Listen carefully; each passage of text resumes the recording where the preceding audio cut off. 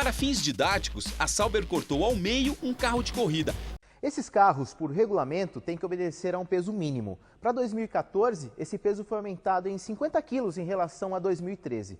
Isso porque muitos equipamentos mudaram. Inclusive, em 2014, o motor será outro. Para saber mais sobre essas mudanças e as novas tecnologias leves da Fórmula 1, fique ligado nos próximos domingos, aqui no Auto Esporte. O segundo passo é nesse computador aqui, onde eles vão fazer todo o design do macacão.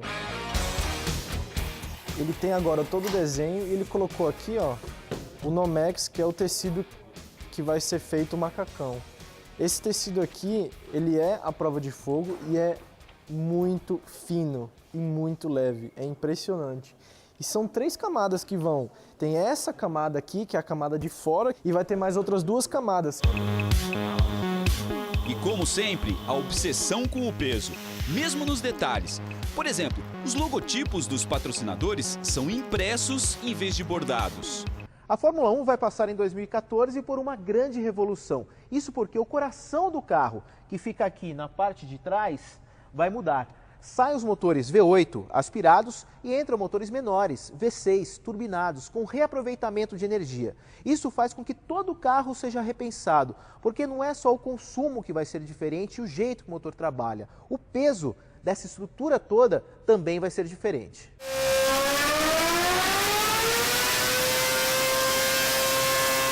O ruído da sala é o mesmo da pista. Aqui se faz simulação de corrida. O giro do motor alcança 18.000 rotações por minuto e a temperatura chega aos 1.400 graus. Estamos na divisão de competições da Renault, no interior da França, de onde saíram os motores que a Caterham, a Williams, a Lotus e a RBR usaram o ano todo. Esses motores V8, teve alguma coisa que foi aprendido muito nesses motores para os V6? Com certeza, toda a parte mecânica do motor de V8, pistão, biela, virabrequim, toda essa parte, a gente consegue transpor para o V6. A fábrica guarda os motores antigos como prova da evolução. O próprio V8 foi um progresso em relação aos V10 usados até 2005. Em 2006, vieram os V8 com a configuração que resistiu até hoje. Para 2014, a regra da proibição de reabastecimento durante as corridas continua valendo. Com isso, grande parte do peso de um carro de Fórmula 1 vai continuar sendo o combustível. E ele é armazenado aqui, ó, atrás do piloto, bem nas costas do piloto. Esse tanque tem que ser flexível, tem que caber no espaço reservado a ele pelo projetista do carro, tem que ser resistente e também leve. Uma mistura de materiais fez isso ser possível. E para melhorar ainda mais a distribuição de peso do combustível, algumas soluções de engenharia foram criadas, até mesmo dentro do tanque. Hoje vamos dar uma voltinha na fábrica inglesa que faz o que pouca gente vê. O tanque de combustível, que num carro de Fórmula 1 fica entre o motor e as costas do piloto. Ele é feito de Kevlar e borracha. O Kevlar é o mesmo material que uso em coletes à prova de bala. Se a gente pressionar aqui, a gente vê que ele comprime. Maleável para que deforme em caso de impacto. Ao mesmo tempo, resistente, impermeável e não inflamável. É o que a FIA exige de um fabricante de tanques hoje em dia. Essa parte toda aqui do carro de Fórmula 1 em torno do piloto é chamada de cockpit. Essa estrutura tem que ser ultra resistente para dar segurança para o piloto em caso de acidente. Só que ao mesmo tempo tem que ser leve, não pode tirar o rendimento do carro. A solução encontrada para juntar rigidez e leveza foi criar uma espécie de sanduíche de materiais.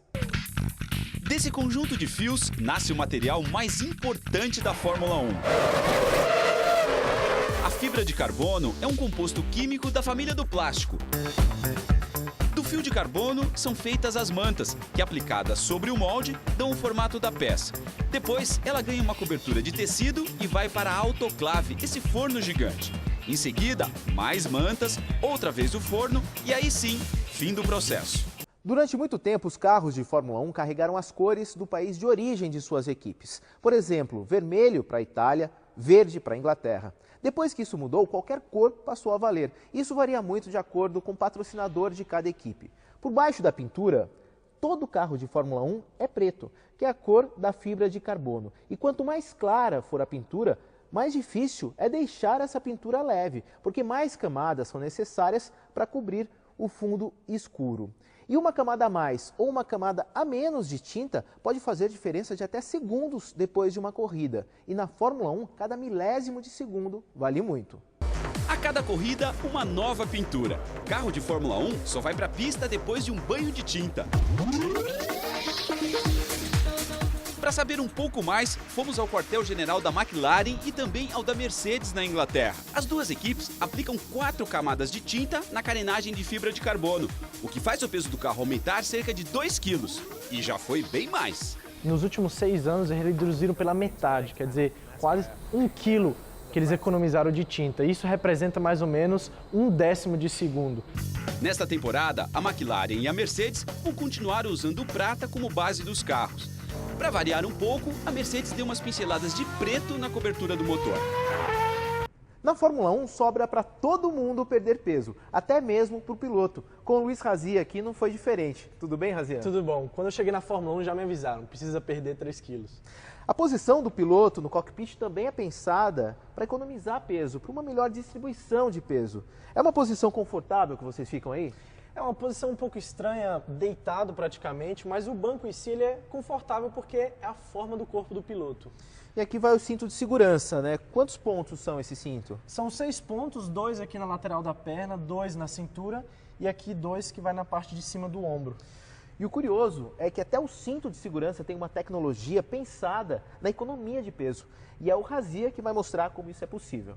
Neste ambiente, a preocupação com o peso mora nos mínimos detalhes, como no cinto de segurança. Esse aqui é o cinto de Fórmula 1 já montado. São 6 pontos o cinto e são ligados por essa bolinha aqui, ó. Ela sai completamente. A meta aqui na OMP, uma fabricante italiana, é fazer com que os cintos fiquem pelo menos 10% mais leves a cada ano. E tem dado certo graças principalmente aos novos materiais, como titânio e alumínio aeronáutico. Esse aqui que regula o cinto pesa 144 gramas, o de aço. Questo è in alluminio aeronautico 95. Esse aqui pesa 95 gramas, que é de alumínio aeronáutico. Pela norma da FIA, cinto de Fórmula 1 precisa aguentar uma força de 2.400 quilos. No de poliéster, aplicamos quase 1 tonelada a mais para ver o limite do material. No novo cinto, o de Dyneema, fomos até o limite da máquina, 4.100 quilos. Uma roda de Fórmula 1 gira até 150 mil vezes durante uma corrida. Tem de ser resistente para aguentar as fortes acelerações e frenagens e também suportar o calor que vem dos freios, de cerca de 1000 graus Celsius. Mas não basta ser só resistente, tem de ser leve também para ajudar na distribuição de peso e não dificultar o pit stop.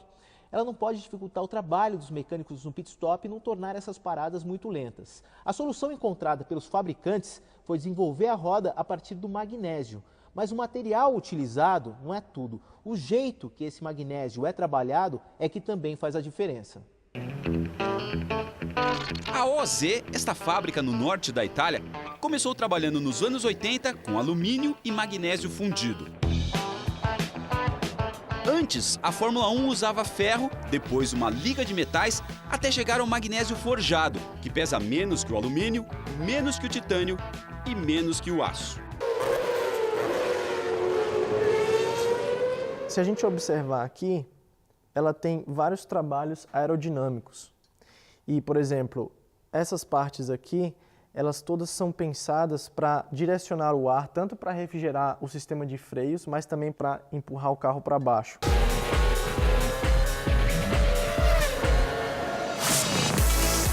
No mundo que vive da velocidade, parar na hora certa é fundamental. Daí a importância dos freios. Estamos na Itália, na fábrica da Brembo, fornecedora de 6 das 11 equipes da temporada. O chefe do departamento de competições explica para o Luiz Razia que fazer um único disco de carbono demora 9 meses, tamanha é a complexidade. Aqui a gente tem algumas evoluções. Por exemplo, esse disco aqui ele é de uma liga de aço da década de 80. Esse aqui é um disco de Fórmula 1 de 2003, já em carbono. Esse disco aqui é o que é usado na Fórmula 1 em 2014. São muito mais furos do que esse disco aqui. O furo ele ajuda tanto na refrigeração do disco quanto no peso. Mas ele só funciona a partir dos 350 graus. Daí porque existe a volta de apresentação antes da corrida. É para aquecer pneus e freios. Durante a prova, eles chegam a 1.200 graus, como se vê na simulação feita pela Brembo. É uma temperatura que um carro comum com discos de aço não suportaria.